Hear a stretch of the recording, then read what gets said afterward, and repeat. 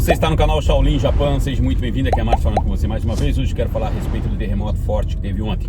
Eu moro no Japão desde 1990, já enfrentei vários terremotos, teve Fukushima, teve o Kumamoto, teve o Kobe, né? Teve Hokkaido, mas aqui na minha região nunca teve um forte. Quando teve um de Shinjuku, foi justamente quando teve o terremoto de Fukushima, que o reflexo do terremoto de lá chegou ao nível 5 aqui onde eu moro. Mas eu nunca peguei uns aqui de 5, né, nível 5.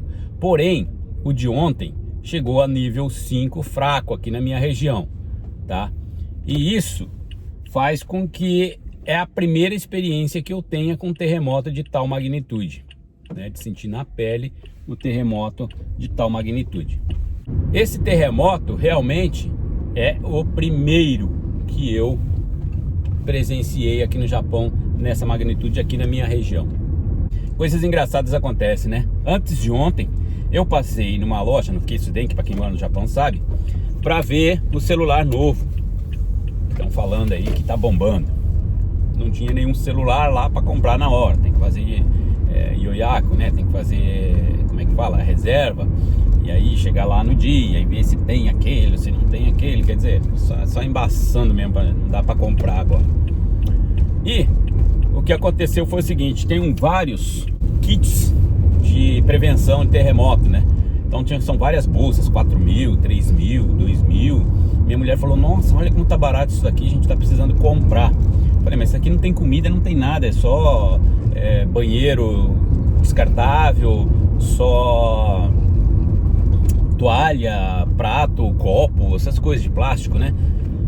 Eu falei, não vai resolver muito, a gente precisa de alimentação, remédio, pilha, comunicação, né? Bateria, enfim.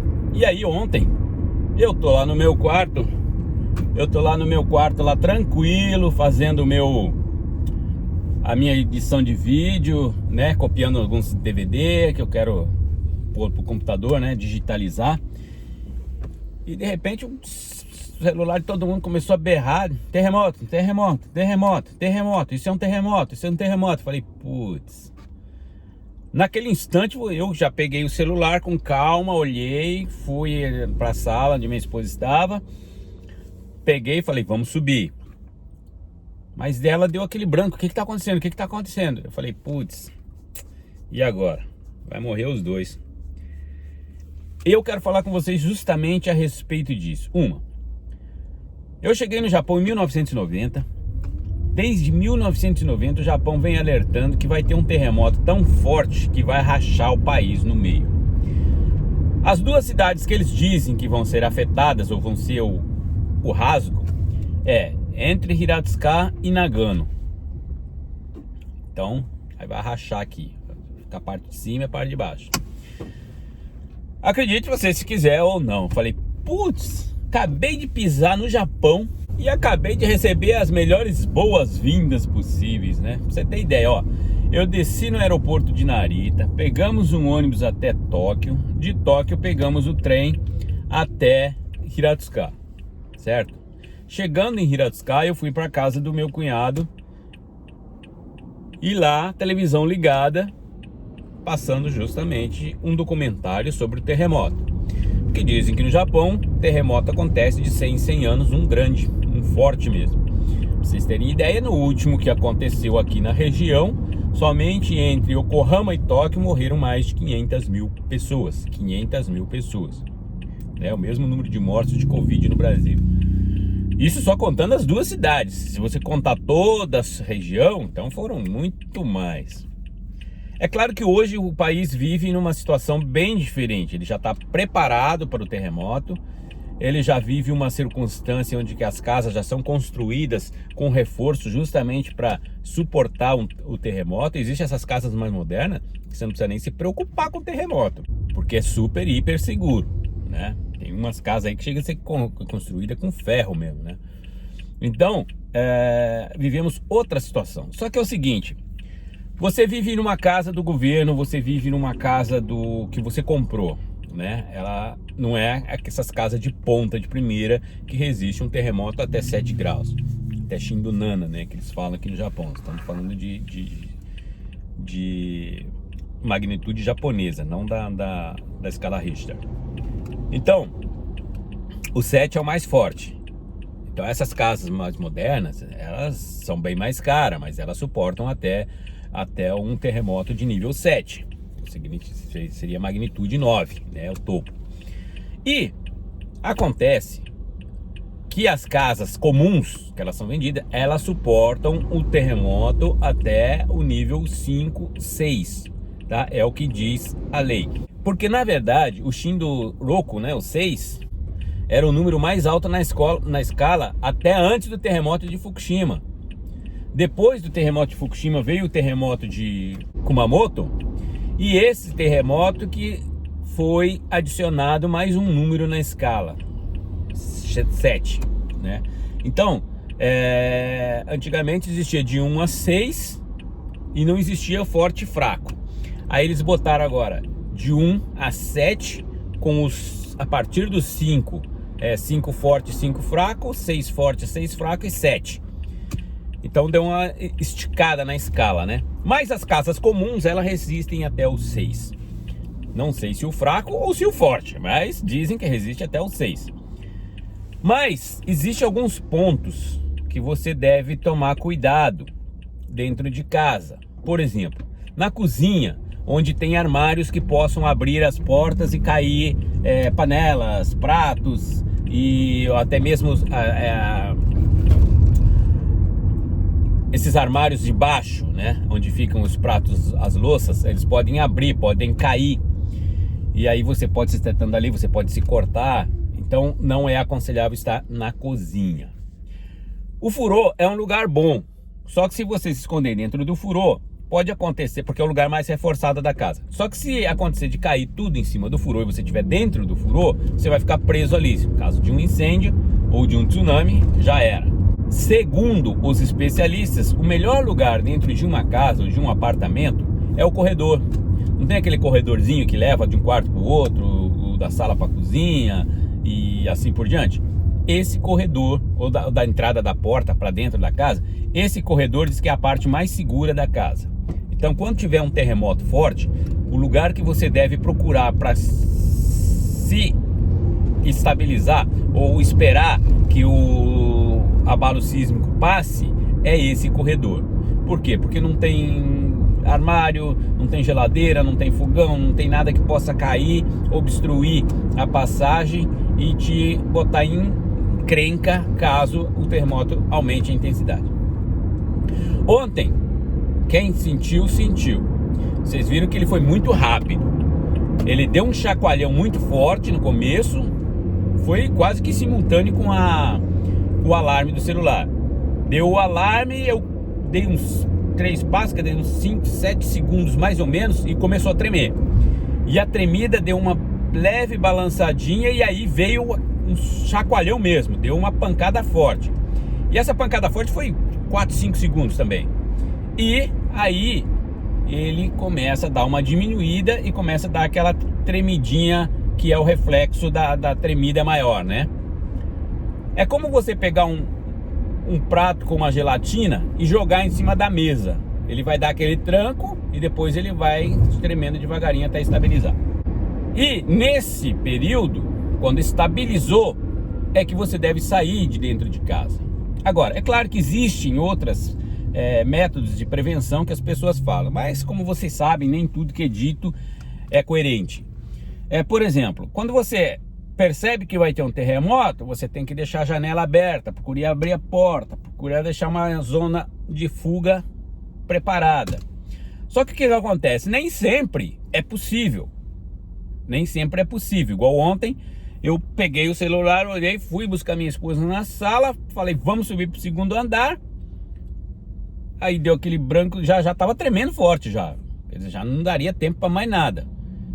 Se eu não tivesse ido buscar ela, tivesse ido direto para a porta, que do meu escritório para a porta é uma porta do lado da outra, né? A porta de saída para a garagem e o meu escritório. Então, eu consigo abrir e até sair para fora.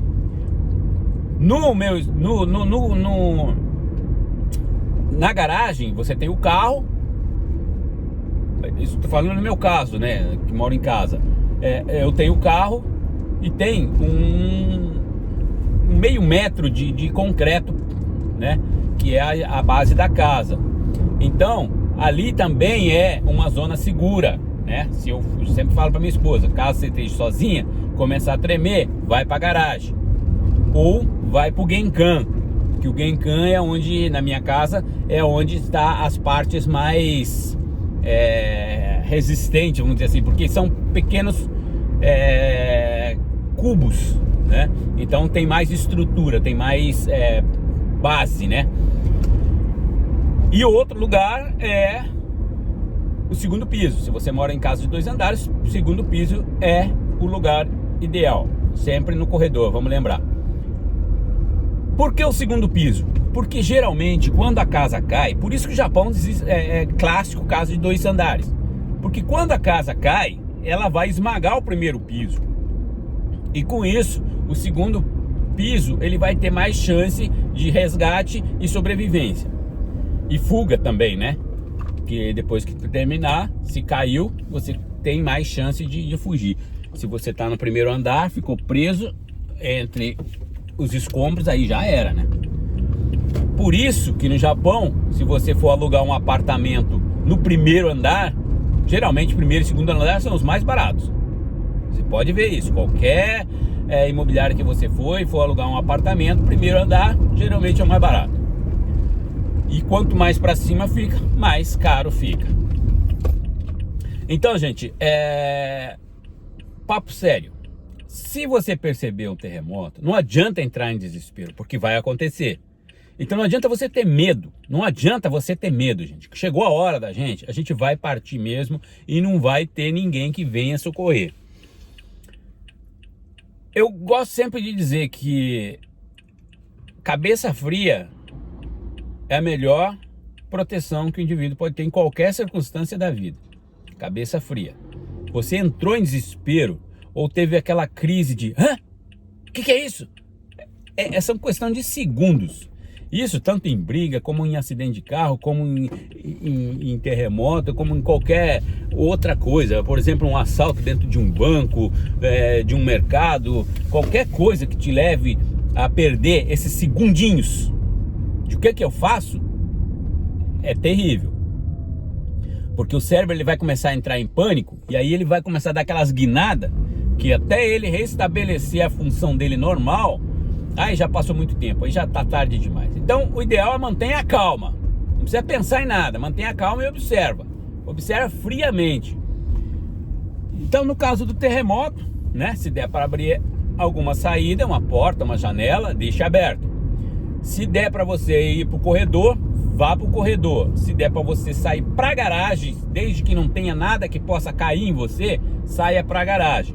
Em caso contrário, o ideal é esconder embaixo da mesa, fique dentro de casa e proteja a cabeça, espere o tremor passar e aí sim você vá para uma zona de refúgio, tá? É bom sempre você procurar saber com a sua vizinhança, em caso de desastre, onde é o seu Hinanjo, ou seja, a sua zona de refúgio. Onde eu moro, por exemplo, existem 2 zonas de refúgio. Uma é o Parque Central e outra é uma escola próxima da minha casa. Então você tem que procurar saber onde é o local que você vai se refugiar, onde que é o local que a sua região se refugia. Por quê? Cada região tem o seu local pré-determinado, porque através como é que eu posso falar para vocês?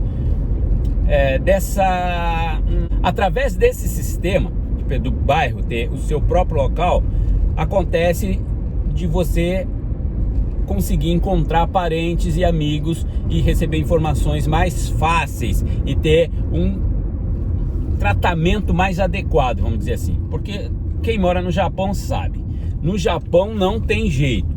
Se você não é determinado lugar, você não é de determinada região e você tá ali de gaiato, mano, esquece que vão te tratar mal, você vai ficar no último da fila, se sobrar comida pra você sobrou, se não sobrar você que se vira, e é assim, primeiro os meus.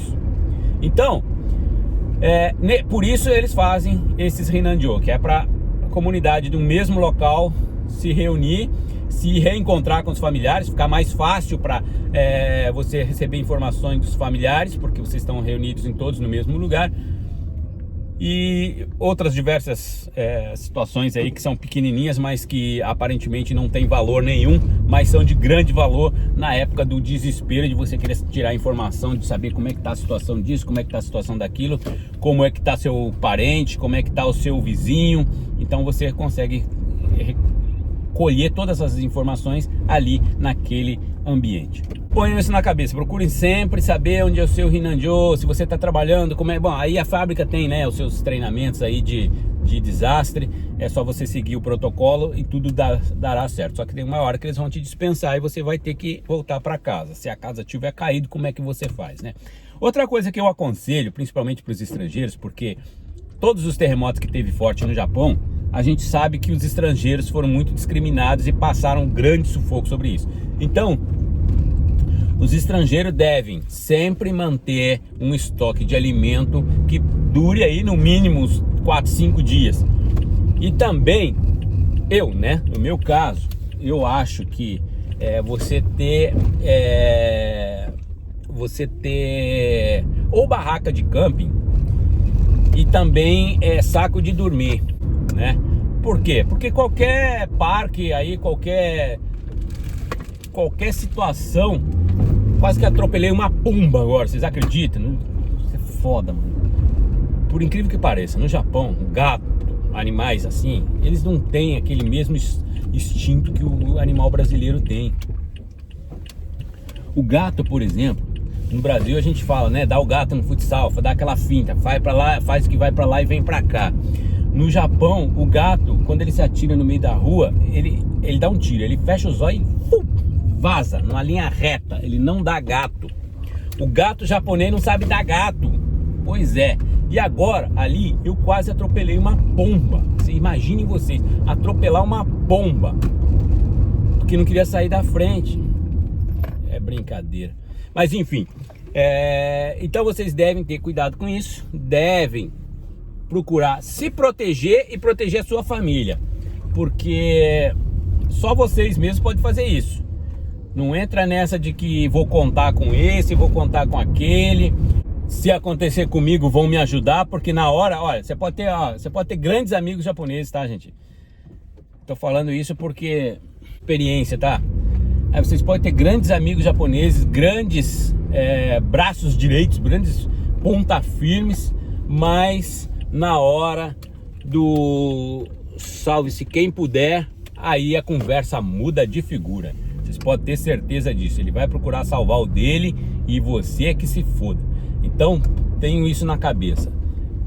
Lembrem-se de que é necessário você se proteger. Então, uma barraca de camping que dê para você e sua família, com alguns sacos de dormir, além de uma bolsa aí de segurança. Hoje em dia tem bolsas aí que vendem água que duram até 20 anos. Existem alimentos, né, que a NASA criou aí, que duram não sei quantos anos, 5, 6 anos. Então, você pode comprar esse tipo de material e manter em casa para caso aconteça um terremoto, você esteja prevenido, pelo menos não vai morrer de fome, né? E torcer para que nada aconteça durante o terremoto. Manter a cabeça fria, volto a dizer, é a principal. Saber o que fazer é o principal. Não adianta entrar em pânico. Entrou em pânico, você vai se lascar. Pode ter certeza disso. Então fiquem com Deus e até o próximo vídeo. Eu, Márcio, fico por aqui. Fui, tchau.